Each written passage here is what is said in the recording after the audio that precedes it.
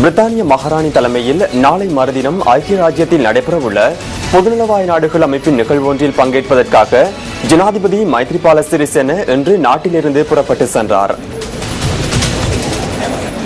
7 பேர் கொண்ட குழு ஒன்றுடன் சாதாரண பயணிகள் விமானம் ஒன்றில் ஜனாதிபதி பிரித்தானியாவிற்கு புறப்பட்டு சென்றார். பொதுநலவாய நாடுகள் அமைப்பின் தலைவர் என்ற ரீதியில் புதிய அரசாங்கம் நாட்டின் ஜனநாயகம் தொடர்பில் எடுக்கும் நடவடிக்கைகள் மற்றும் பொதுநலவாய அமைப்பு நாடுகளுடனான தொடர்புகளை வலுப்படுத்துவதற்கு முன்னெடுக்கும் கொள்கைகள் தொடர்பில் ஜனாதிபதி பொதுநலவாய நாடுகள் அமைப்பிற்கு தெளிவூட்டவுள்ளார்.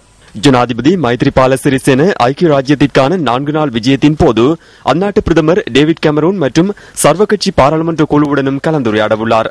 அத்துடன் பொதுநலவாய நாடுகள் அமைப்பின் நிகழ்வின் போது பிரித்தானிய மகாராணியால் பெக்கிங்ஹாம் மாளிகையில் வழங்கப்படவுள்ள விசேட ராப்போசனத்திலும் ஜனாதிபதி பங்கேற்கவுள்ளார்.